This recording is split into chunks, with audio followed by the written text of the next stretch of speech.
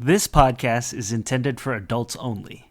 We do not condone the use of any illegal substances, and anything we consume is for educational purposes only. Because, we should be afraid of a plant that grows from the ground.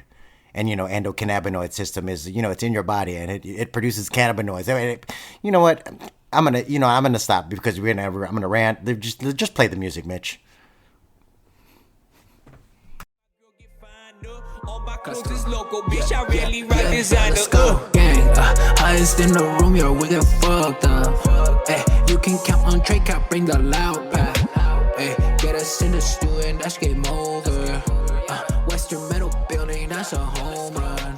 Yeah, keep the up or leave the fucker Folgers. You're listening to the Canna podcast, where we are cultivating conversations concerning cannabis, culture, and creativity.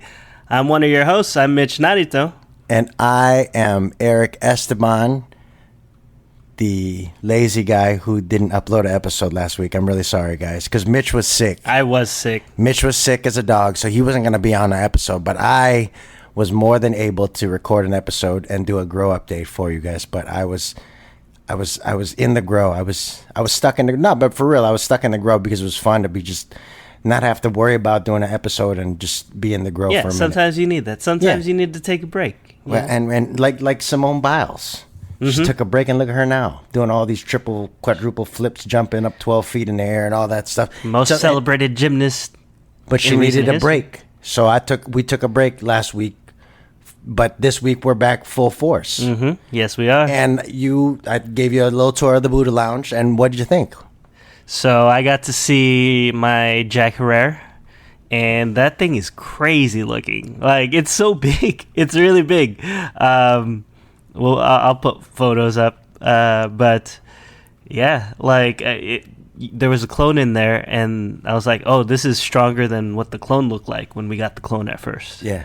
Well, the genetics have truly acclimated to the environment.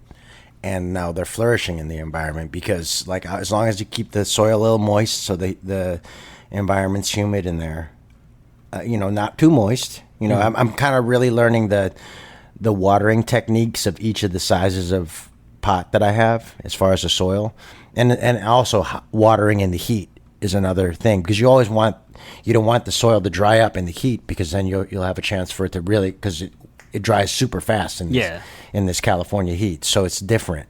So you always want to keep it a little moist, and so you're always watering it a little bit, but you're not watering it. You're giving it a gallon for all three pots versus, a gallon for each pot. Yeah, I'm just watering it so everything's, and then it's dried and almost ready for watering again the next day. We are in the middle of a heat wave, right? But we're taking advantage of the summer and California heat, and we're turning my Buddha Lounge into like a jungle where it's really humid and great for veg, and so they're bushing out. It's very tropical. Yeah, well, and it's really fun because you can scroll back on the phone and see the original transplant shocked clone that we had from Buds and Roses. Mm-hmm.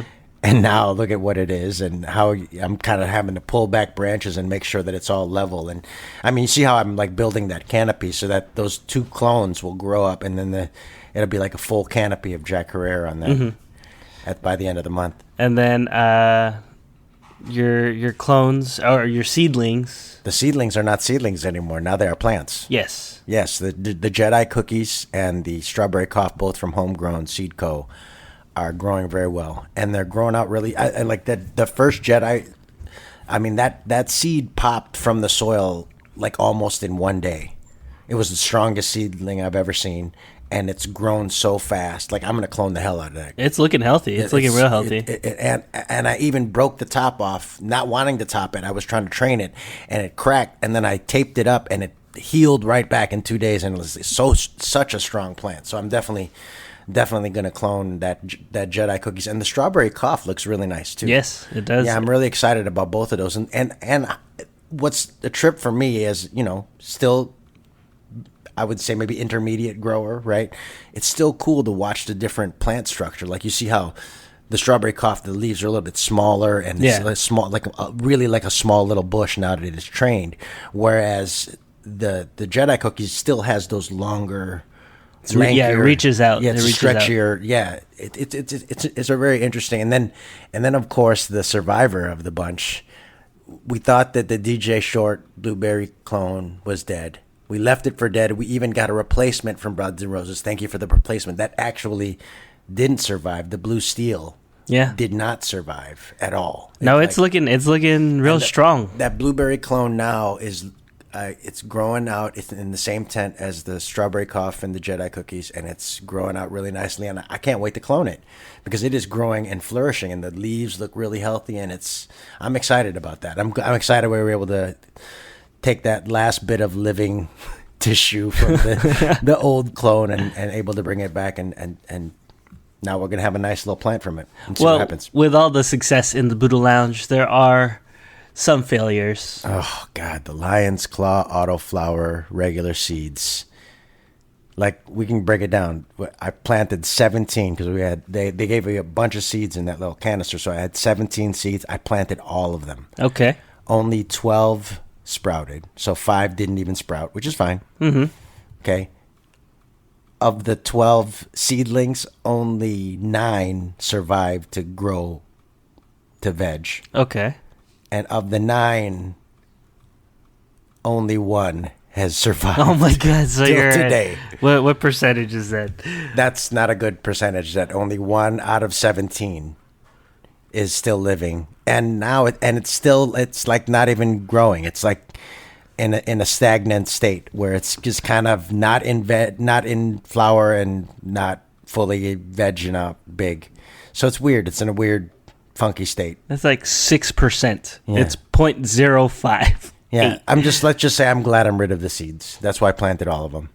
Because they're just a headache anyway, because it's irregular. So, I mean, I could be growing this guy out, and then it's a dude. Oh, that is true. So, So we still haven't determined that because it hasn't shown any signs of stretching or any signs of flowering. So, I don't know. I'm almost down to just scrap it because the soil is better used cloning the other plants. yeah, because how many Jack clones do you have right now? Right now I have 9. Yeah. Sorry, that's just amusing to me. Well, because what happened was I took the 9 the plants that died, and I took those because they were already fertilized with Grow Dots, and Grow Dots is a time release fertilizer that gives the plants everything they need throughout their whole cycle, even through flower. And so they were prepped for plants. And so, so I just put, once the clones needed up potting, I put them in the 1 gallon pots that the Lion's Claw autoflowers were. I just reused the soil. And so now, because all those pots used to be Lion's Claw autoflowers, and now those all died, so I just put the clones in them. That's just so nuts, though, because the Jack is doing so strong. Again, it's because I feel like the Lion's Claw, it's an autoflower first. And I feel like at this point now I'm learning how to grow in the Buddha Lounge, and I know that I probably can't grow autoflowers in the summertime. Okay. That's, I think, regardless of the genetics, regardless of the seed, regardless of what it is, I'll blame more of it on the environment than on anything having to do with the genetics or the seed. Because I grew those Lion's Claw out before, but I grew them out in the wintertime. I grew them out when it was not 100 degrees in the grow room. It was, at the most 80 degrees. Yeah, it was definitely a lot cooler. So it's a different environment. So they were able to grow and flourish. But in the case of autoflowers, they were genetically they're from the Siberian ruderalis gene. What's that? What does that mean? That's the cannabis gene that is the autoflower gene. It was so it's from Siberia. So when they never had an 18-hour or a long cycle of light, so they had to learn how to flower in 12 hours or just autoflower. And that's the gene that they take and they cross with another Jack Herrera or I didn't even know you could grow weed in Siberia. Yeah, that's cannabis grows all over the world, but all over the world there are different cultivars, different strains, and then there's different genetics within each strain, and in that what is it? The Siberian ruderalis is that gene that makes it so you autoflower. So they took that gene and they spliced it with all the other things that now have autoflower strains of, like, they have mint jelly regular or feminized seed, but then they also have the autoflower version of it, because some people like growing out autoflowers. But for me, I like autoflowers. I'm not saying I don't like autoflowers, but what I know now for my environment, I can't plant autoflowers until, I can probably plant autoflowers like August until, and then stop in like the next year in like the spring. Because when it's too hot in there, the autoflowers can't get to where, they can't start to flower because it's too hot. They don't know, they're confused. The genetics is confused because it needs that temperature dip. Even with photoperiod plants, when you're in flower, you want that temperature dip. That's why I'm going to wait until the end of August to start flowering these jack and all the other the Jedi cookies and the strawberry cough, because then they'll be being flowered at the perfect temperature, and during the time with which they would flower, even if they were growing outside. So the jack is doing really well because it's suited for this environment. It's suited for this temperature, right? Would it be a different story if you were growing it like when it was colder? I think it would do better. It would do better. Yes, because part of you're putting a stressor on cannabis. That's why I only wanted the veg in the summertime, because you're almost taking advantage of the heat. Mm-hmm. As long as you keep the soil moist, you're taking advantage of the heat, because then it's you're like in a jungle. You're like in a tropical, it's a tropical area, because, like you go to Hawaii, it's going to be, it's hot. Yeah. It's going to be hot all the time. Yeah. And the plants flourish because that's part of it. The energy of the heat is part of you're using that. So for me, I know now I can veg in the summertime, June, July, August, get my genetics all set up in June, like we did. You had the jack, we had the blueberry, we had the blue steel. As far as the clones, they were starting to set up in June, because June you're still kind of temperate, and then they can veg through July and August, and then you set them into flower by September and October, and it's you're taking advantage of your environment, because it's the temperature that they would have flowered in outside, because that's how they would grow outside in Humboldt. They're gonna veg it all through the summer because it's hot and beautiful, and climate's perfect for it. Just keep them watered and strong, and then boom, then you're gonna have big, strong, big bud flowers for your flowering period. And that's the kind of thing that I rushed through in some of my grow cycles last year, and especially through the Gelato 33 clones.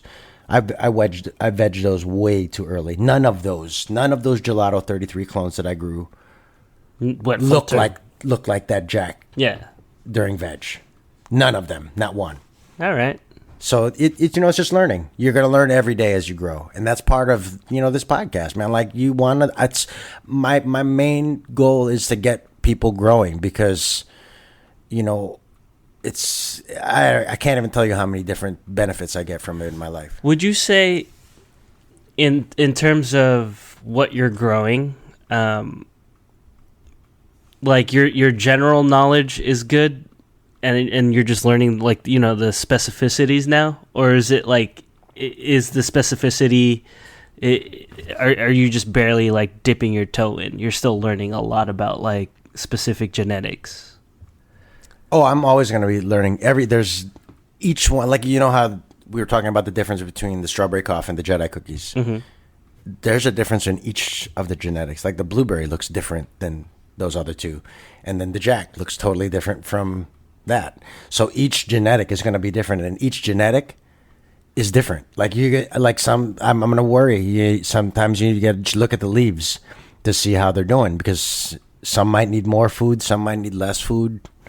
These are things that I have to just kind of monitor as I check in with the plants every day. Yeah, because that's one thing. Like if you're a new grower, right? Like if you're telling someone like, hey, start your grow. Try one genetic at first. Yeah, you don't want to. This is something that you get into an intermediate and an advanced thing when you're growing multiple genetics, because you're going to have to be able to look for specific signs within the plant, the cannabis plant, that is, that are, across the board for all the genetics. If you're looking for things that are, it's either lacking or needing, or maybe something that you're doing too much of, right? But these are things you have to look for in the overall grow process. But for each strain, it's always going to be different.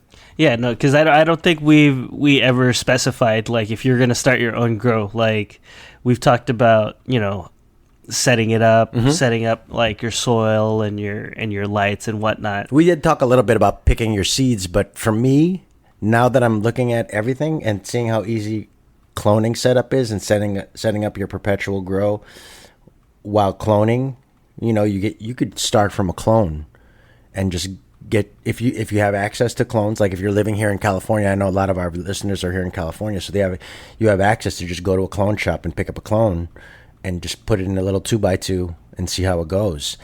And I always would start with soil. It's the easiest, it's the most, and it's also the cheapest when it boils down to it. You could do a little cocoa soil mix if you wanted to, just in case, but for me, I'm straight soil.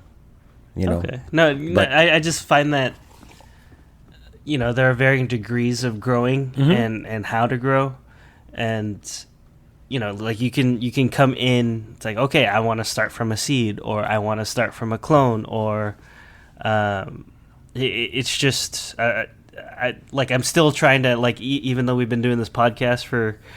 It's episode 28. Yeah, this is more than half a year now. Yeah. I'm still trying to figure out, okay, like what would be the best jumping off point be? Like if you're your casual everyday like average Joe, like what's the shopping list? What are the things you absolutely need to have? Or what would be the best way to prime someone for success? Like if they're listening to this podcast and they want to try out growing. Well, first I would tell them to listen to some of our other Set Up the Grow podcasts where you would get your essential growing. Like if you're going to grow in a tent, you just get your grow kit from, AC Infinity or Spider Farmer or one of those. Get Google, indoor grow kit with the tent and get whatever size is, good for you. Type of thing. And you get what you pay for, guys. I mean, I'm just saying, you buy it once and you don't ever have to use it again. Like I'm pretty much Spider Farmer and AC Infinity are the two brands that I would recommend, because those are the two brands that I use, and I've used them for a while now. And each time either something has been wrong, customer service is very good to replace it. In the case of AC Infinity, and in the case of Spider Farmer, I haven't really had anything to go wrong. So, nice. Those would be my recommendations. But any grow kit from any one of those reputable AC Infinity, Gorilla tents, any grow tent is good, right? But as far as starting off point with your genetics, if you can't get a clone, I would say for success, the best would be a feminized photoperiod seed. Okay, so you can start with a seed. Yes, I would start with a seed, because starting with a seed shows you from seed to harvest. I mean, that's what you want to learn, and that's where you're going to learn the most. Because the seedling stage is a stage. It's a stage that's a very delicate stage that if you can't master, you're never going to get to harvest. So for me, a feminized photoperiod seed, because autoflowers, I think you need to be a little bit more well versed in your growing process to do autoflowers. So again, I would start with a feminized photoperiod seed, grow it on an 18-6 light cycle in your tent and or growing space, and then flip it to flower once you think you like how big it is, and go from there. But I think that's going to be your best bet, is a feminized photoperiod seeds as a starting off point if this is your first time growing, because then, like I said, you see it from its seedling stage to the veg stage, and then you manually flip it to flower when you feel it's ready and healthy enough, and then boom, and then you've got your harvest, and then you've got success. But that is also established by starting with a clone. Either way, you're still watching it grow from one stage to the next and flipping it to flower manually. Auto flowers, once it's in the ground and it goes, it's in the ground. So if you know what you're doing and you can adjust, and trust me, you're talking to a guy who just killed 8 of 9 autoflowers. That's another thing to keep in mind, guys. Like, if you are trying to start a new grow, just remember that it is a learning process. Don't let a little setback bum you out completely. Like, you can always get another seed. And we've learned, if you guys listen to the podcast, you've learned that just because something doesn't work out doesn't necessarily mean that's the end of it for a plant. Because we got a lot of plants that DJ Short Blueberry. Yeah. We thought we left it for dead, and then I clipped that little last piece of living, tissue on it and cloned it, and now it's thriving in one of the tents. Yeah. So there's always hope. So, and that's the great part about growing. If you have a little patience, and you just breathe and allow for these plants to grow. These plants want to grow. It's not like they've never needed us before, and they've been on this planet for thousands of years, up to and including in Siberia, right? Mm-hmm. They found a way life finds a way, just like Jeff Goldblum said in Jurassic Park. I wish I could do an impression. Oh, I wish Jeff Goldblum is the coolest. He was so cool. Life finds a way. Don't not be good enough. practicing your Jeff Goldblum impression on the live on the podcast. Practice that shit before the podcast and then come and bring it. But don't be like experimenting with your Jeff Goldblum. No, right all I think of when I hear of Jeff Goldblum impressions is like, when people are like preparing something, they always sing to them. They're like, la da dee, la da da. Listen, man, Jeff Goldblum is cool as hell, and that line is true though. Life finds a way, and that's. If there's one thing that for all the different cannabis podcasts and growing techniques and something that is always true across the board is any grower will say that this plant is going to grow. It's a plant. It's going to grow. It knows how to grow. It's why they call it a weed. It's going to grow. So put it in the soil and watch it and hope for the best. And that because that's what you can control. We're not growing anything. We're maintaining. We're plant janitors. That's what this guy Jared from the New Millennium Nutrient Company Plant janitors. Yeah, that's what we are. We take care of the plants. We water them, make sure that they're clean. Arboreal custodians. Yeah, we're arboreal. Ooh, that's nice. There you go. We got our little arboreal custodians. I think that might be our the title of this episode. We are arboreal custodians. I'm gonna have to learn how to say that shit before. Spell it. I dare you. I can't. I don't like to spell out loud. That's not a pet peeve. That's like what would it be? You have a trauma? I have a phobia. Of spelling out loud. You know that. And I can see arboreal in my head. I can see the word, but I'd be scared to try and spell it out loud as an attempt. I've stopped being snobby because when I was in grade school, I'd be like, we'd have spelling bees, right? Were you good at spelling bees? I was. Like, I'd nail a word. I'd be like, yeah, fist pump, And then it got to a certain point where I was just like, oh no, I'm not that smart. Yeah.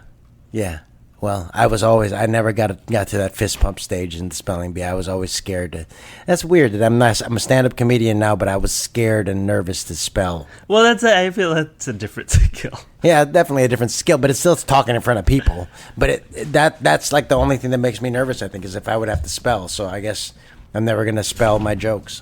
I've noticed that, when I perform, it's not autopilot. I wouldn't say it's autopilot, but it's like there's a switch in my brain that turns on, and then all of a sudden I'm just not conscious of things sometimes. No, I feel you. I don't know if that makes sense. No, that was for sure, like the last set at Ube World for me. Yeah. It was very fast, went very fast in my brain. Yeah, right? It was how long was I up there? It felt like 5 minutes. It felt like 5 minutes for me.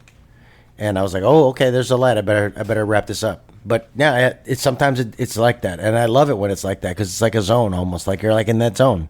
And it's fun. That's a fun place to be. I mean, that's part of why I smoke a lot of weed is because it puts me in that zone without having to. Is it a dissociative thing? I don't know. It could be a very dissociative thing. Maybe. I'm cool. Let's switch it up. So the main part of our podcast today is we're going to talk about frequency and usage. Yeah. Frequency of usage. And usage. Frequency and usage. Yeah. So because we were talking about at the beginning, in our pre-show, that I smoke probably about 3-4 times a day. And honestly, that surprised me a little because I was like, that for Eric, that's a little low. But then I was thinking about how much I do it. I was like, oh no, that's about right. That's about the same. Because like sometimes I will like in the morning. So for instance, I said I'll take a bowl and I'll divide it up and divvy it through the morning and smoke it with my coffee. Yeah. And sometimes I'll pack a bowl, smoke that whole thing, drink some coffee, pack another bowl and smoke, and then that's the one time. But I'll still smoke a lot of weed, or I'll smoke a whole joint. Like my favorite thing is when I have my harvest and I have enough supply and I can just roll a joint and smoke a joint with my coffee in the morning while I'm watering my plants. That's ideal situation for me. No, see, okay, so for me, I know I have a limit, and that's why I got sick, because I will overdo it on. Usually it's J's, right? It's joints. But also, I think you share a lot. No, it's not. It's not the sharing. It's the amount. Because usually, I think I've told you. Usually, I'll hit a bong, and from what I've heard, having that little filtration. You've got that little what was it, Puffco? Coffee cup. No, but having that little bit of water to filter things helps a lot. Sure. Because I've noticed after I've smoked J's, usually after Ube World, we smoke a ton of J's. Yeah, the last couple Ube Worlds. Ube World was the last Ube World we didn't smoke that much. No, but the one before that we smoked a grip. Yeah, that's true. No, but I've noticed for myself, there's a certain point where if I go to Vegas or something too, I'll smoke a lot of joints, I guess it's just my joints has a lot of weed, man. Yeah. Joints are a lot of weed. That's part of why, part of my conserving. Part of it is conserving weed. Yeah, but it's just such a harsh for me. It's a harsh way I don't of smoke consuming. joints when I don't have a lot of weed, and when I do smoke a lot of joints, I can see where it can be just harsh. It's like smoking a whole cigarette. No, yeah, you're burning, and you're burning extra stuff too because you got your paper, Sure. And cones or whatever, they're not too bad, but you're still. Combustion of it. It's all still combustion. It's all still burning. And again, joints are harsher. But for me, I like that. I am, like I said, I smoke 3 or 4 times a day. But it's dependent on the day as to how much each of the, you know what I'm saying? I'll smoke when I wake up as a wake and bake with the coffee. And then I'll smoke sometimes midday, between 2 and 12 and 2. Yeah. And then I'll have an evening smoke if I have to cook. I'll smoke a joint while I'm barbecuing or, whatever. I'll smoke a bowl before I have to start cooking, for dinner, because I'm a house dad, and then sometimes if I'm up, I'll smoke something in the evening, but sometimes I just fall asleep before that happens. Yeah, I think it's pretty similar to what.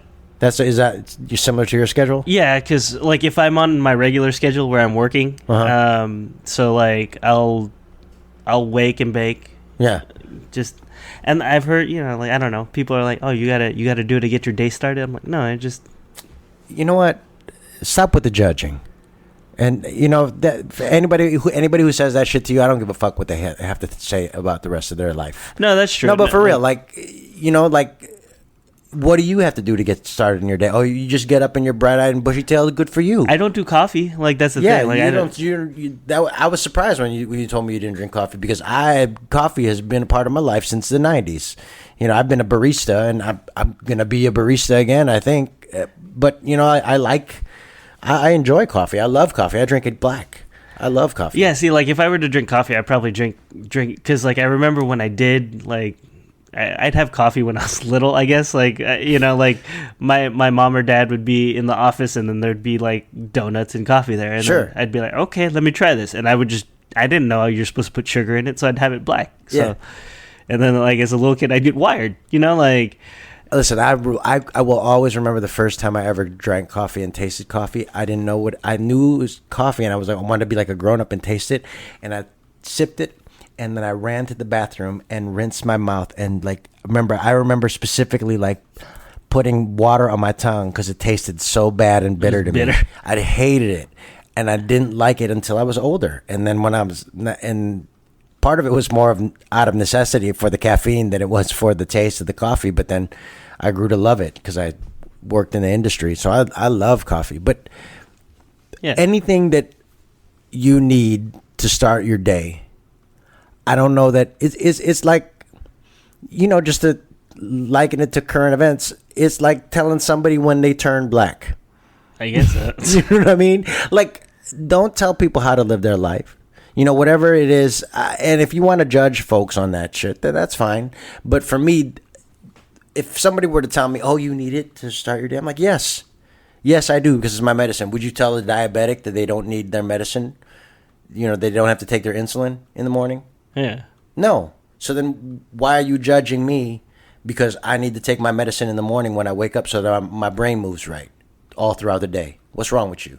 You know what I'm saying? I guess. That's kind of where I'm at. I always take offense to people who tell other people how to do their lives. Yeah. It's frustrating me. No, okay. So I'll wake and bake, you know, like get my day started, work for a little bit, and then around lunchtime, I'll smoke again, right? Well, you have your lunch break. Yeah, I got my lunch break. Like you can smoke a joint in front of the class. Yeah, but I just, you know, That'd be a trip if you could. I mean, you do teach adults. I do. So. And I'm pretty sure. you'd be cool. I'm pretty sure that everybody would learn more if you did. No, there have been times when students have they're like, hey, what's up? Like, what are you doing? What's going on? You know, like, and like they know. And it's a trip too because I work in an adult school, and we pretty much we get all the immigrants that are coming to Los Angeles, right? Any immigrants that are living within like the Chinatown area, like Elysian Park, Central LA, or not Central LA, but like that. So do you have European students as well? Dude, we have so many different kinds. Like our school is Russian, like Armenian, everybody. Right? Yeah, like there's a lot of Ukrainians, and Russians, and what I've noticed is like a lot of them, like a lot of the Eastern Europeans, when they find out weed is legal, they go crazy. Yeah, they bring it to class. It's a lot of women, and like, you know, like I work in the registration office sometimes, and they come in and they smell like weed, and I'm just like, I know that smell, and I can't let on that I know what that smell is, you know, like. Oh yeah, I guess I have to kind of play dumb, you know. It's like, sure. Oh, you guys smell funny, you know. Like, it's you couldn't say, you smell nice. Yeah, I can't be like, hey, let's go hit it up in the back, you know. I can't. Well, I'll say I've never worked a job. Recently, at least, since I can't even remember the last job I had where I couldn't just go and smoke out like. Oh, I mean, provided like the past couple of times where, I guess I couldn't smoke at Equinox. Yeah, no. Although I did. I did. I mean, they're never gonna hire me back, so fuck it. Every time I left to go to the bathroom, I was smoking a joint in the parking lot. Yeah, see, like I don't.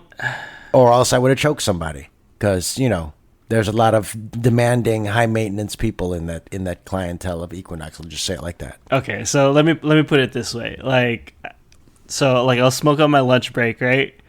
And then if I have to go back on campus, I will not interact with anyone because I just don't. I don't want anyone to say shit. Do you to like me. spray cologne on yourself or anything, or? Yeah, I do that. Like I air out my car. You know, like I never smoke on school property. Like that's one thing. Like Sure. I'm not dumb like that. No, yeah. Like, Why would you do that? You'd lose your job. yeah. And I'm pretty sure there are teachers that have like or like. I don't know. Like in my years of teaching, like I've met teachers that had, you know, like they had the bottle in the desk and stuff like that. I'd be like, oh man, what are you doing? You know, like I'm like, all right, that's you. I can't say anything about that. But you know, that's the weird part is that it's acceptable to have a bottle in your desk, but it's not okay to smoke weed on campus, which is fine. I guess, you know, hey, I think smoking in general on a school campus is probably going to be frowned upon. Yeah, like even when people like, because there's, you know, people will go out to the curb or whatever, which is, you know, but I don't want to be smoking out on the curb or whatever in public. You know, like I like to be low key.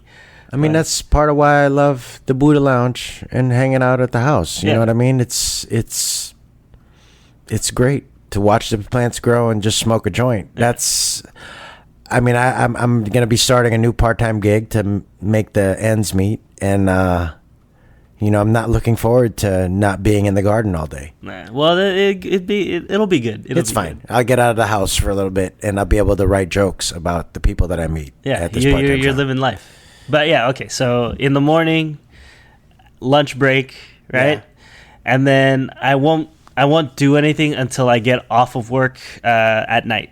And then once Which is like around 8 p.m., right? Like 9. Okay. So there's a big chunk of your day where you're not smoking. Yeah. Yeah. So like after work, right? Like when I get home, like there are days now, like what I guess now that I think about it, because you see that you have that big chunk, yeah, right? Yeah. And I'm thinking about because I have that big chunk to a degree too, where I said where I'll smoke in the afternoon and then I probably won't smoke until the evening, and sometimes I won't smoke in the evening, and then there are some days where I'll stay up really late, you know what I mean? And I'll smoke in the evening, and then I'll smoke again late night, you know, and it'll be 5 times a day or 6 times a day, you know. So it definitely depends on the day and also on the supply.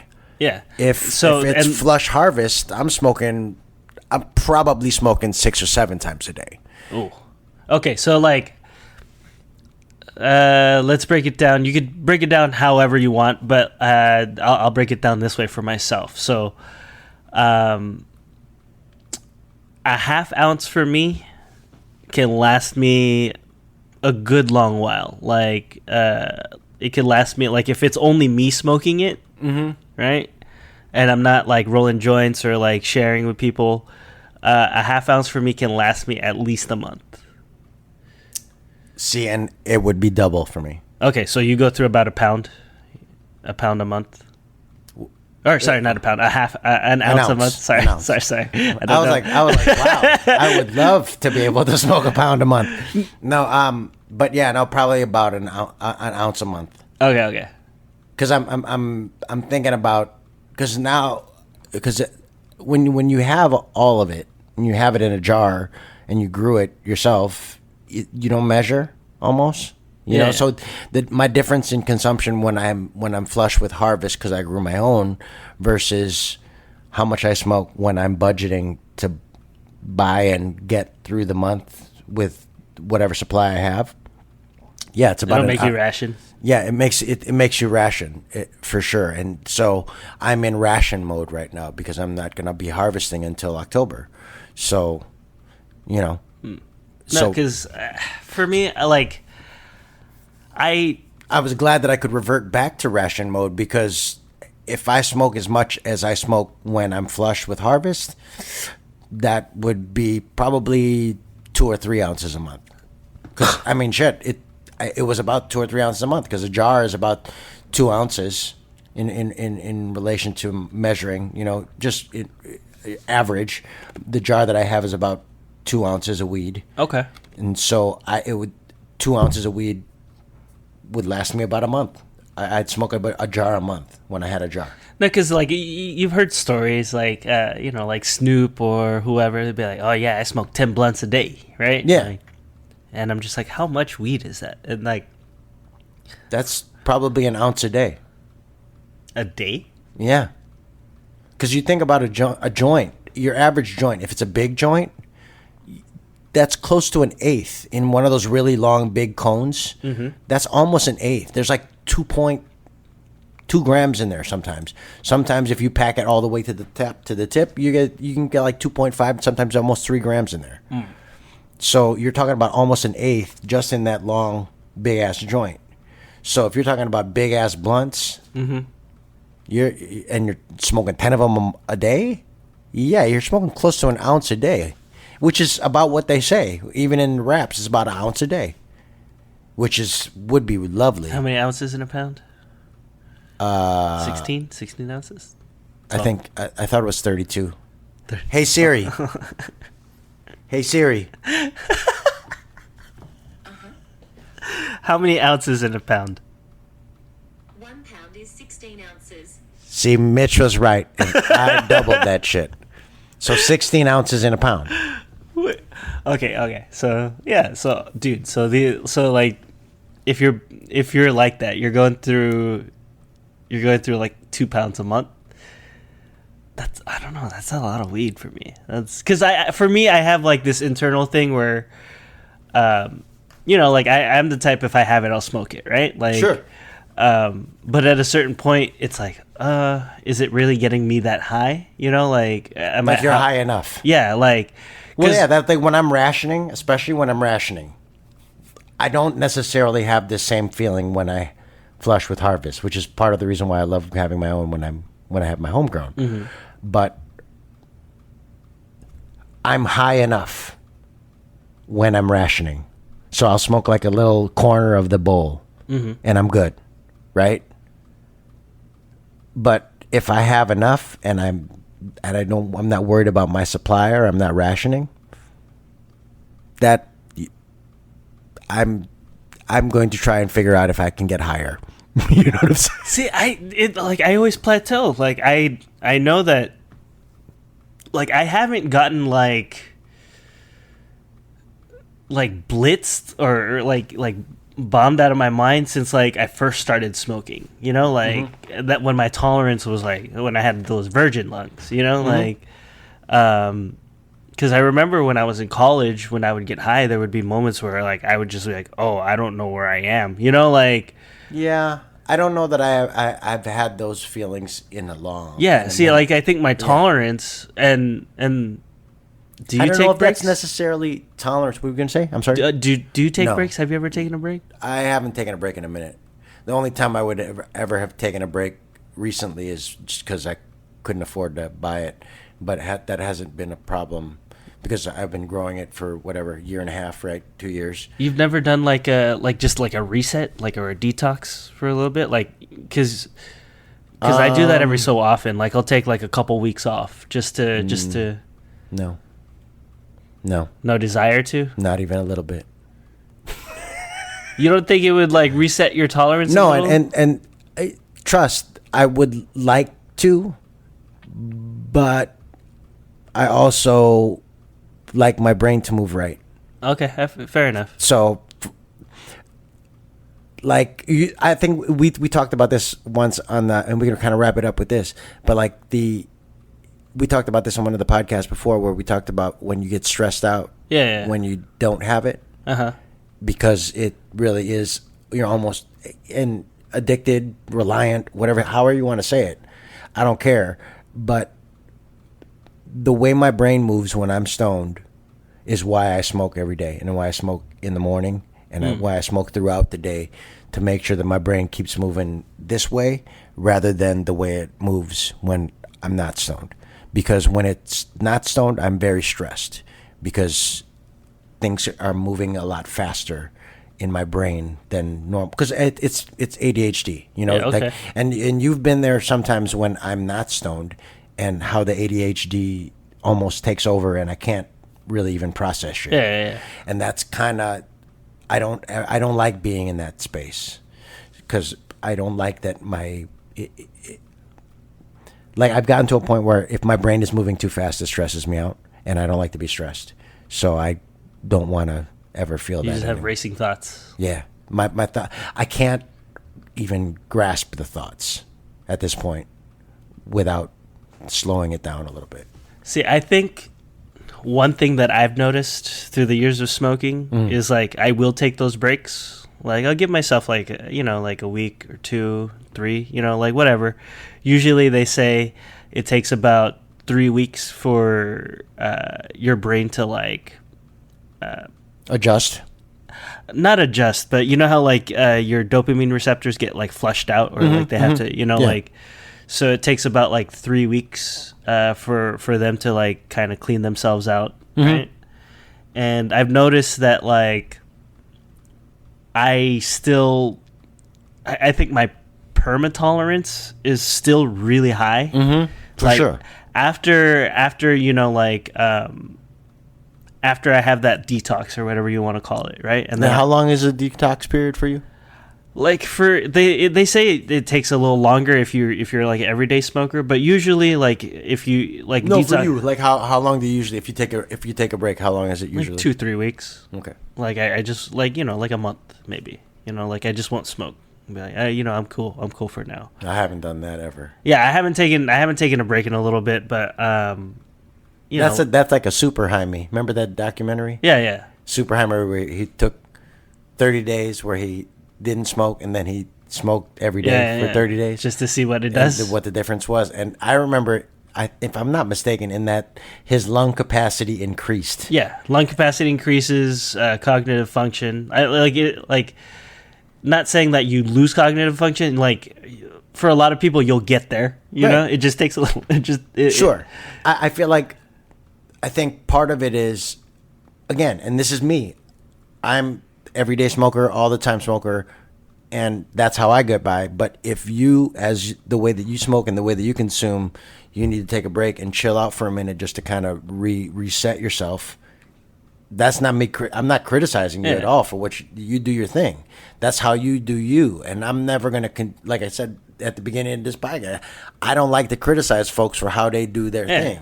So however I do my thing is how I do my thing, and how you do thing is how you do your thing. And it's really cool that we can talk about it, because even as everyday smoking, Canna Kuyas, we're here, and there's differences even with us in how we consume. And No, because like playing and explaining like different angles of it, because like I know that when I have my periods of break, right, like for one, my breathing is better, my sinuses are always messed up. See, and I've noticed that you have colds. You get colds. Yeah. See, I've that's the trip with me, is I haven't even COVID. I haven't been sick in a long. No, see, that's why, and that's why like I've learned that about myself. Like, once everything is blocked up and stuff gets trapped, that's when I will get sick. That's why, like, yeah, for sure. That's part of, for me, the difference between Chicago and LA, because of the atmosphere and how air. humid and different the pollen air is in the Midwest than it is here in California. So for me, I don't really get sick. Like the last time I've got sick was when I had the COVID booster. Yeah. Because I got sick from the the vaccine, but that's the last time I was sick. No, but I am also like, I guess you would consider me frontline because I am a teacher. Yeah, that's the thing, and you're always open to it. And then you just got sick recently because you were at Comic-Con. I mean, come on, you that half those fools didn't even take a bath before they went in there. For real. But yeah, like, and I'm not saying like it's necessary to take a break. No, like, because what I've learned for myself is that it like I said, my tolerance, like my permanent tolerance is high. So like after I take a break, like the first couple sessions of me smoking again will be like, whoa, Trust that I am thinking about a break. Well, let's say this. Before I was, they asked me to take my fingerprints for my new job. I was thinking about figuring out how to take a break, because I get chested. The only way I was going to get it is if I broke into a dispensary. So, you can't get blood from a stone. So if I didn't have any money to buy it, I mean, I was going to have to take a forced break. Yeah. So I'm not opposed to taking a break. And in fact, because the harvest and the grow is going so well, and I know that we are eventually going to be flush again with cannabis, whether that's in Christmas time and it's just in time so that I don't have to pay for cannabis for Christmas, even if that's the case, like I know that there's going to come a day where now that I've set it up perpetually, I'm not going to ever be in this space again where I'm spending money. So, why good. not take a break? Yeah. I mean, we'll see. I'll think about it. No, like, because I guess, like, ultimately, it's like, okay, how much is enough? Like, or how much, like, at what point is, like... How much after smoking for the whole day, how much weed is enough? Because, like you were saying at Ube World, when we were smoking, like, you almost smoked too much. But then I will remind you that when you woke up in the morning, you said that your back was hurting, and then you woke up and your back wasn't hurt. No, but that's why. So like, where's the limit? Where's the limit? I don't know. We don't know, guys. Like we're just talking.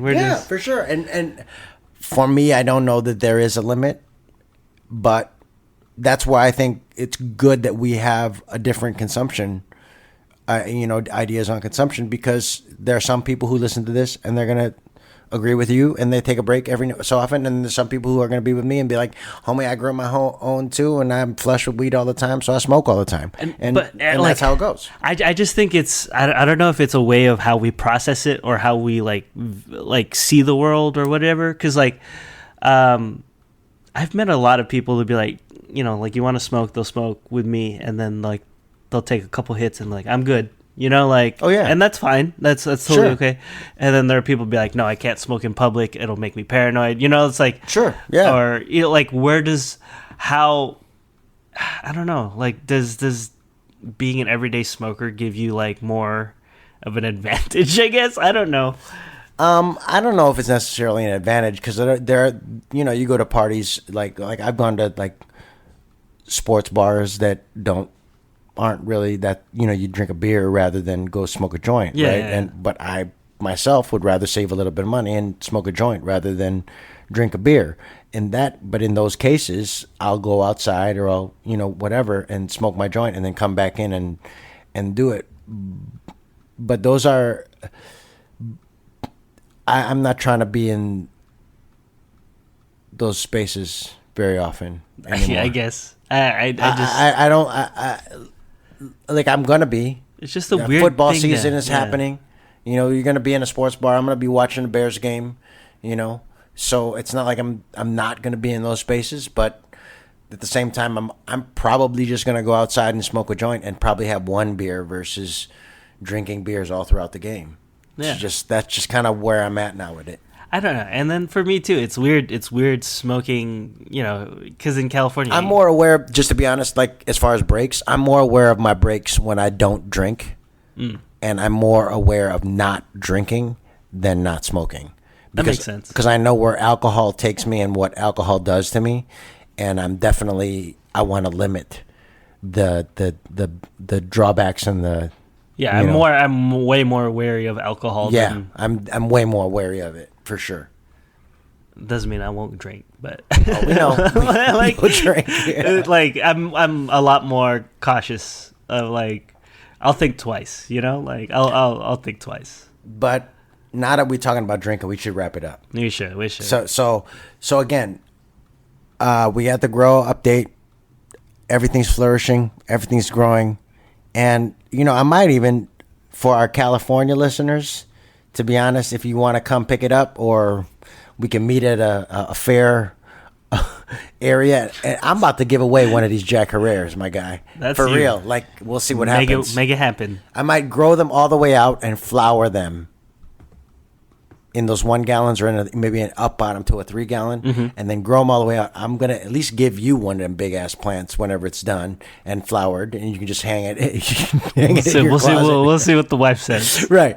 But at the same time, like, I'm ready to, maybe if one of our California listeners would like, towards the end of the month, we might figure out a giveaway to get one of these clones to one of our California listeners. But that's not going to happen unless you like, subscribe, or leave us a review.